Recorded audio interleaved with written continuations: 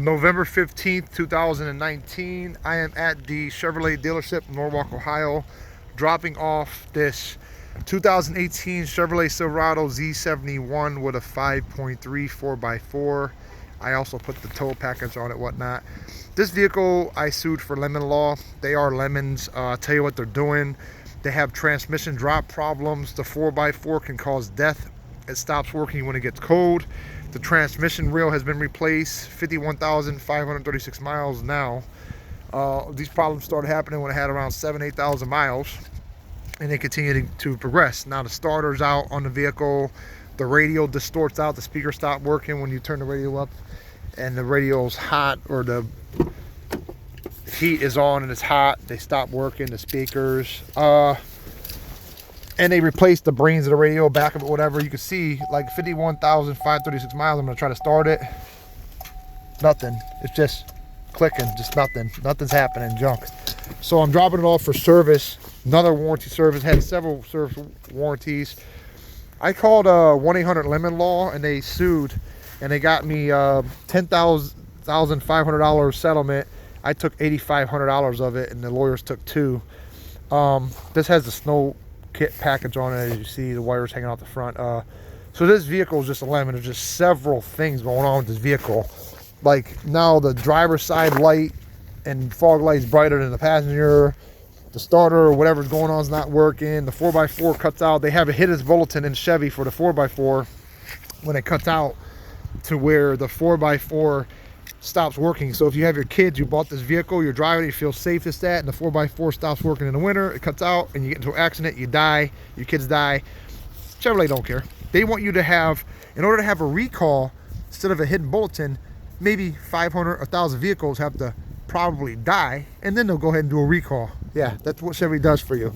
So this vehicle has several issues. The reverse camera goes on when you're driving sometimes, just out of nowhere, driving straight forward, along with this transmission dropping, the starter problem, or whatever's going on while it's not starting. The driver's side window's starting to go up and down on its own sometimes. The radio problem, just several issues with this vehicle. And I'm asking myself, why? If we have this technology and we make these vehicles, why are we having all these problems still? Who's making these things? So it would have been a great vehicle if it wasn't for all that stuff. So they gave me this rental vehicle loaner, which is a 2020 or so Silverado, to replace my 2018 Silverado.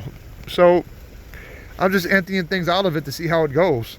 And if you have any questions about this, feel free to contact me. So you can sue on these lemon vehicles. When you have a vehicle that has problems, you bring it to service once or twice, you're reporting it, it's kind of like the same problem, slap them with a lawsuit, get your money. That's how you do it.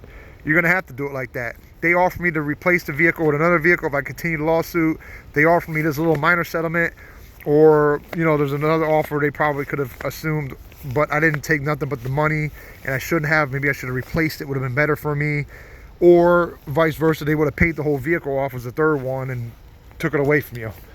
So they usually offer you 3 offers. So it's just a dirty system they got going on, and GM's getting away with this stuff, and I don't appreciate it. Now there's many cars other than GM that have been lemons. Believe me, there's many cars that have been lemons, but GM settled on the side without even going to court with an attorney. It took about maybe 6 weeks or so to get the money, or so, I don't know, 2 months.